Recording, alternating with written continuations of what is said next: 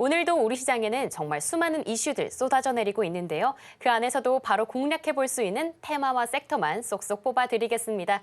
오늘은 어떤 키워드인지 지금 바로 만나볼게요. 네, 전문가님. 오늘 시장이 참 좋지 않잖아요. 예. 그럼에도 불구하고 어제 오늘 이 화장품 섹터는 좀 굳건하게 자리를 네네네. 지켜주고 있습니다. 예. 실제로 저는 좀 VT의 리들샵부터 이 코스맥스 쿠션까지 많이 사용하고 예. 있는데 그래서 그런지 조금 더 화장품 섹터에서 어떤 종목 담을지 관심이 예. 가더라고요. 예. 어떤 키워드 보면 좋을까요?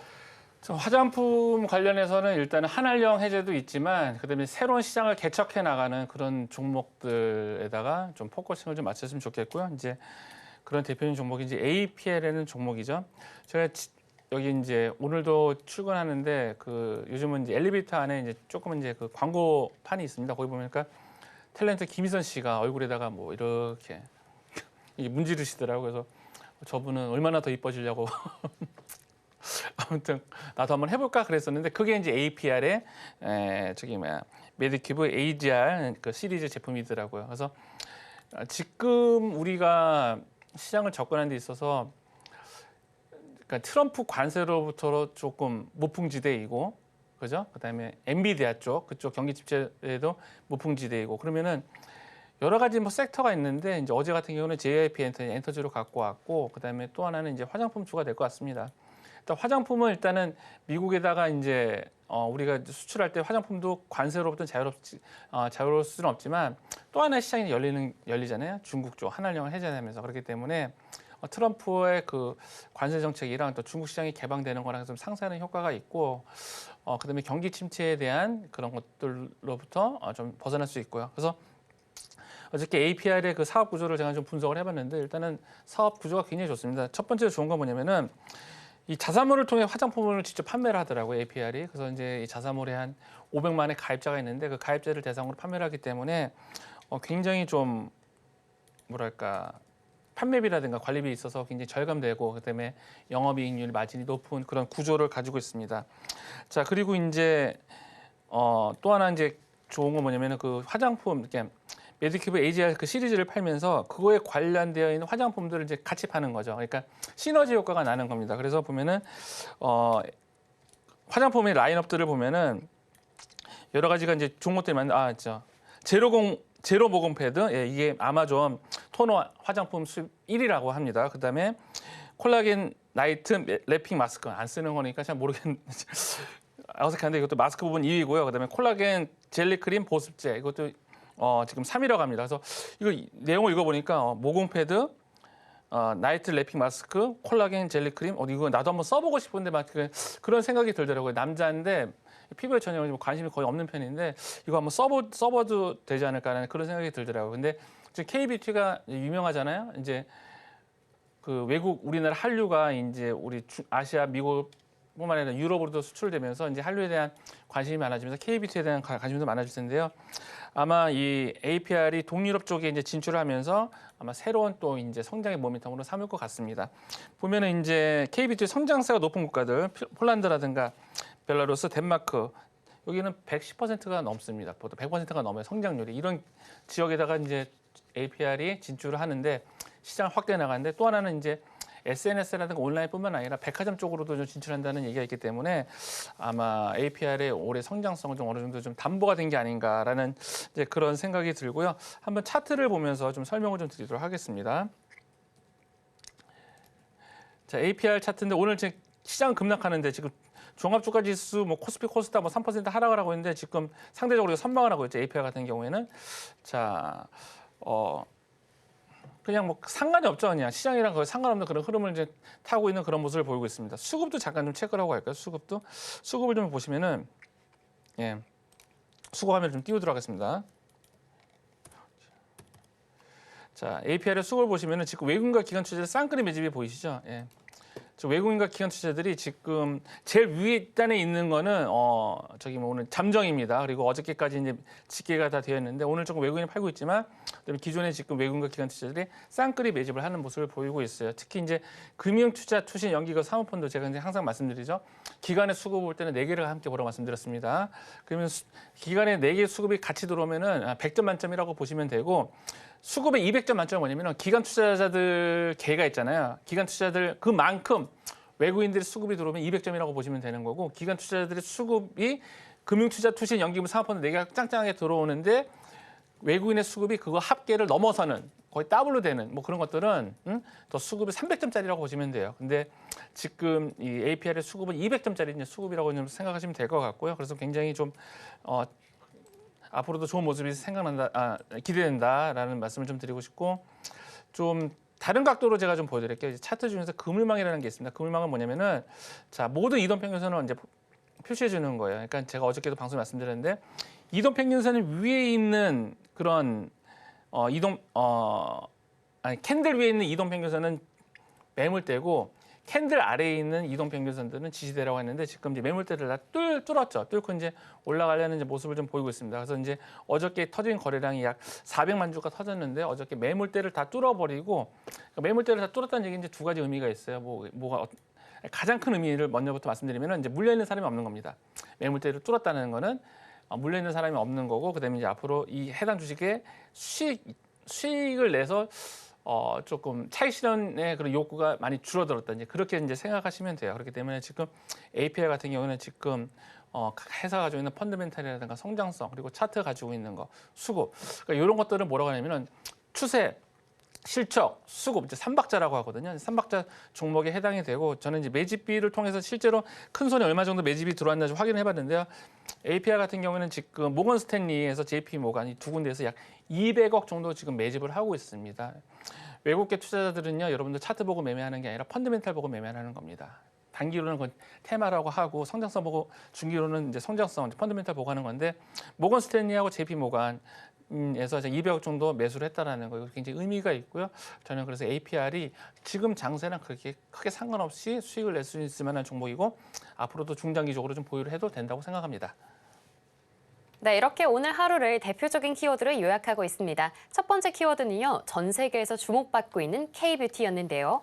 종목은 3박자가 완벽한 APR 짚어주셨습니다. 구체적인 이 종목에 대한 전략 궁금하신 분들은요, 하단 참고하셔서 전문가님 커뮤니티에서 실시간으로 알아가실 수 있습니다. 그럼 다음 키워드도 바로 한번 만나볼게요.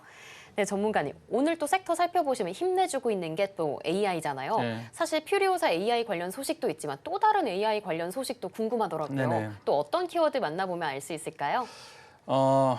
오늘의 키워드는 이제 국민 오, 주에서 네. 국민의 뭐랄까 고민을 저기 뭐 했었던 이제 카카오인데요. 네. 이제 카카오가 이제 다시 이제 국민주로 등극할 수 있는 그런 시발점이 되는 것 같아서 제가 좀 여러분들께 소개를 시켜드리려고 가지고 나왔습니다. 일단 요 근래 그 모건 스탠리가 5년 만에 무려 5년 만에 카카오에 대해서 비중 확대로 상향 조정을 했어요. 그러니까 애널리스트들이 어떤 종목에 대한 의견을 낼 때 실질적으로 이제 중립은 팔라는 얘기예요. 중립은 이제 팔라는 얘기를 애둘러서 얘기하는 거고 매수 같은 경우에는 한번 속된 말로 그냥 표현 한번 뭐 사볼래? 나는 안 살 것 같은데 넌 한번 사볼래? 그런 건 이제 약간 매수 의견이라고 생각하고 강력 매수라든가 아니면 비중 확대 있잖아요. 예. 좀 강력 매수보다는 조금 약한데 비중 확대는 그러니까 매수와 강력 매수의 중간 정도라고 좀 생각하시면 돼요. 그래서 5년 만에 이런 비중 확대 의견을 냈다는데 좀 의의를 두고요. 그동안 이제 카카오는 정말 주식시장에서 볼 수 있는 여러분들이 공부할 수 있는 악재라는 악재는 정말 다 가지고 있는 거라서 공부하시기에 참 좋은 종목이라고 생각됩니다. 이제 하락의 이유 지난 2021년인가 고점 찍고 거의 5년 정도 이제 만 4년 하락했을 때 그 이유는 뭐냐면 일단 실적이 부진했죠. 실적 부진하면 당연히 주가는 하락을 하는 거고 그다음에 정부의 이제 규제 압박이 굉장히 심했잖아요. 그러니까 독과점 지위가 있다라고 해서 이제 정부의 규제가 되게 심하다 보니까 당연히 이제 사업 운영에 제약이 있으니까 주가는 하락하는 거고 그리고 2022년 10월 달인가요? 그때 여러분들 기억나시죠? 카카오톡 먹통됐던 거 먹통되고 나서 또 이제 기업의 신뢰성이 더 떨어지고 그러다 보니까 애널리스트의 목표가 하향 리포트 나오고 또 유료 사용자에 대한 그 손해를 좀 손해액을 좀 배상하다 보니까 또 단기 순이익도 이제 하락을 하게 되고 그래서 뭐 가지고 있는 뭐 악재를 다 가지고 있어요. 거기다가 플러스 또 뭐냐면은 SM 인수할 때 시세 조정 혐의로 대주주의 적격성 문제가 또 부각이 됐죠. 그래서 오너 리스크서부터 시작해서 사업 부진, 뭐 가지고 있는 모든 것들을 다 이제 가지고 있었는데 악재나 악재를. 근데 이제 시장에서 카카오를 바라볼 때는 그거였어요. 단 하나였어요. 야, 너희 그렇게 5천만이 쓰는 플랫폼을 가지고 있는데 제발 이거 가지고 AI 좀 해라 이거였거든요. AI 좀 해. 근데 이제 지금에 와서 이제 카카오가 AI를 개발을 해가지고 프로그램을 개발하고 생성형 AI를 프로그램을 개발해가지고 한다는 건 이제 문제가 있죠. 그래서 이제 한 게 뭐냐면은 이제 샘 올트먼이랑 미팅을 했죠. 오픈 AI를 카카오톡 플랫폼에다가 이제 사용을 하겠다라는 이제 그런 기사가 나오면서 적극적으로 이제 조직 개편을 하고 있는 것으로 알려져 있습니다. 그래서 지금 이제 카카오톡이 지금 반등을 하고 있습니다. 그래서 카카오톡은 지금 제가 봤을 때는 굉장히 좀 가격적으로 좀 메리트가 있고 그 다음에 아마 외국인과 기관 투자들의 향후 수급이 꾸준하게 좀 들어올 만한 섹터라고 생각됩니다. 왜 들어온 섹터라고 생각하냐면은 일단은 가격적인 메리트가 있고 트럼프 관세 보복에서도 뭐 자유롭잖아요. 그죠? 여러 가지 지금 우리가 주식을 살려고 할 때 항상 이게 트럼프한테 이거 샀다가 트럼프한테 보복당하는 거 아니야? 그런 피해 있는 거 아니야? 그런데 이제 카카오는 그런 쪽에서는 이제 좀 자유롭다라고 좀 말씀을 좀 드리고 싶습니다. 그래서 이제 카카오톡 차트를 보고 좀 말씀을 좀 드리면은요. 자, 카카오 보도록 하겠습니다. 카카오. 그러니까 이 월봉을 보시면은요, 이제 답이 나오실 거예요. 2021년도 이제 코로나가 2019년도 12월 달에 이제 발발을 해가지고 막 그때는 뭐 어디 밖에 나다니질 못하니까 그냥 카카오톡만 봤잖아요. 카카오톡만 보고 온 국민이 카카오톡만 하니까 그때 성장성이 갑자기 폭발하면서 크게 상승했는데 그때 당시 17만 3천 원이었던 게 지금 4만 3천 원으로 해서 지금 뭡니까? 뭐 4분의 1 토막 정도 났는데 지금 이제 바닥에서 올라가는 이제 모습을 보이고 있죠. 지금 보시면은 지금 이제 완전히 저는 이제 바닥이라고 생각이 됩니다. 그래서 지금 카카오톡은 뭐 아무 때나 사도 중장기적으로 보면은 올라갈 만한 이제 종목이라고 생각을 하고요. 자, 일봉에서 보도록 하겠습니다. 일봉에서도 보시면은 제가 이제 금일망 차트, 요즘은 이제 바닥에서 이제 올라가는 종목을 찾을 때 금일망 차트를 보고 이제 밑에 거래량 보는데, 자, 지금 보시면은 금일망 차트로 봤었을 적에 지금 요 밑에 작년 12월 재작년이고 그냥 벌써 2023년 12월 달에 금양을 올라가려고 했다가 실패하고 내려간 경우랑 지금의 경우랑 다르죠. 뭐가 다릅니까? 그게 이때 당시 2023년 11월 달에는 거래량이 없었어요. 그죠? 거래량이 없었죠. 근데 지금은 이제 거래량이 폭발하고 있죠. 그죠? 예? AI 사업을 카카오가 시작한다고 이제 소문이 나고 이제 행동으로 보여지면서 그렇기 때문에 지금 카카오 같은 경우에는 지금 뭐 시장 영향으로 좀 빠지고 있지만 오히려 빠질 때 조정이 길다고 보시면 될 것 같고요. 수급을 보고 좀 말씀드리도록 하겠습니다. 마지막으로 수급 쪽을 말씀드리면 카카오입니다. 카카오 보시면은 어저께 외국인이 엄청 많이 샀죠. 이게 단위가 이제 100만이니까 100만, 1000만억, 10억, 100억, 1000억. 그러니까 1170억을 매수를 했어요. 근데 제가 수급 중에서 300점짜리 수급이 뭐라고 말씀드렸냐면은 일단 기관 투자자들이 다 사는 거, 금융투자, 투신, 연기금, 사모펀드 이 4개 섹터가 다 사는 게 굉장히 좋은 거라고 말씀드렸어요. 근데 그 기관 투자자의 합계보다 더 많은 외국인이 들어왔을 적에는 수급 쪽으로 300점짜리 수급이라고 말씀드렸는데 카카오는 300점짜리 수급이에요. 그래서 카카오도 굳이 이제 섹터를 정해드리면 일단은 테마 플러스 수급 플러스 저평가 가격적 메리트 이게 3박자가 맺은 종목이고요. 그냥 카카오 사두시고 그냥 신경 안 쓰시면 수익 날 것 같은데 저는. 예, 그래서 저는 카카오가 굉장히 괜찮아가지고 좀 서경제 시청자 여러분들하고 저랑 좀 친하다고 생각을 해서 가지고 나왔습니다.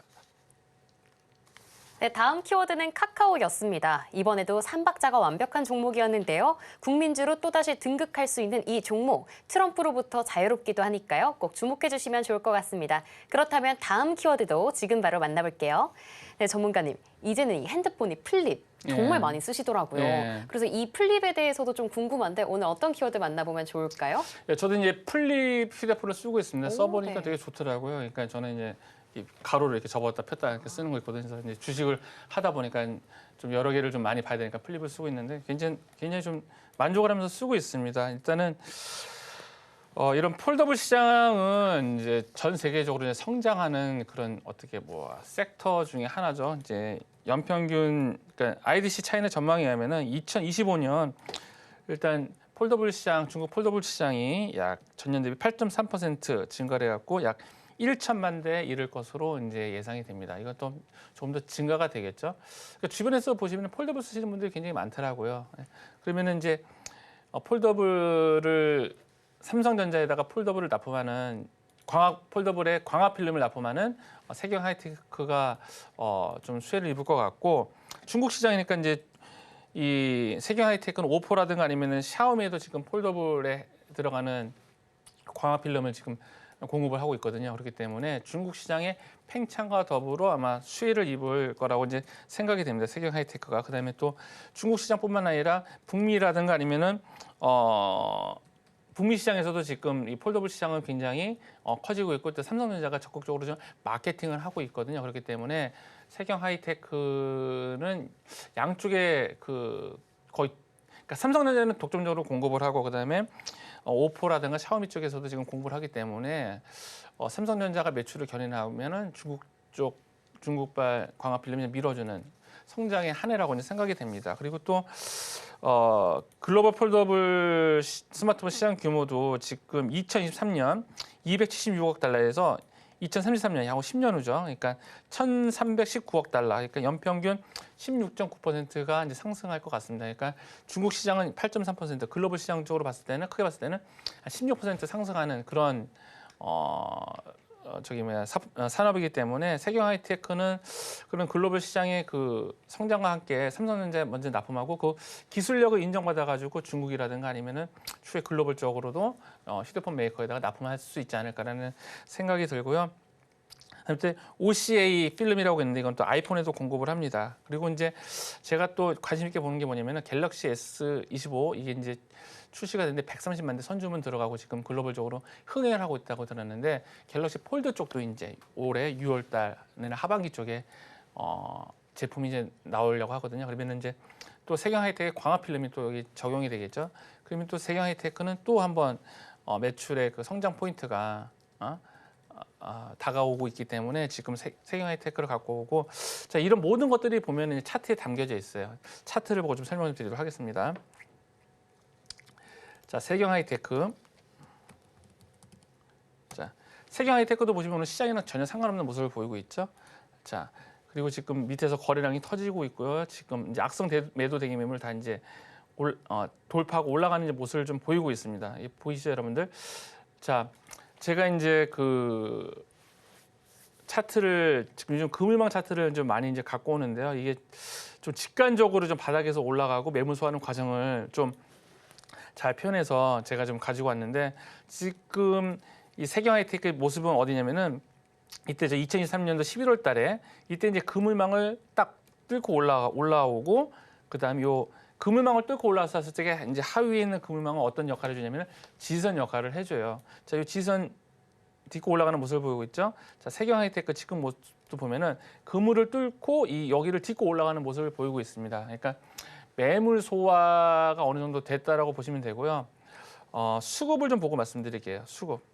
네, 세경 하이테크 수급을 말씀드리면, 자, 세경 하이테크도 뭐 시가총액이 그렇게 크지 않으니까 조금 전에 설명드렸던 뭐 카카오라든가 뭐 그런 종목들보다는 수급의 그 크기는 다르지만 어쨌든 지금 금융투자, 투신, 그다음에 연기금 쪽에서 좀 들어오고 있고요. 그다음에 외국인들도 지금 매수가 들어오고 있죠. 예, 그래서 수급 쪽도 괜찮다.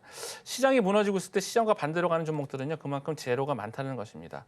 세경 하이테크는 제 관점에서는 되게 오래 성장할 것 같고, 시장이 이렇게 무너지는데 이렇게 탄탄하게 올라가는 것들은 탄탄한 매수가 있는 것 같고, 그래서 여러모로 여러분들 좀 관심을 가질 만한 종목, 지금 시점에 관심을 가질 만한 종목이라서 제가 가지고 나왔습니다.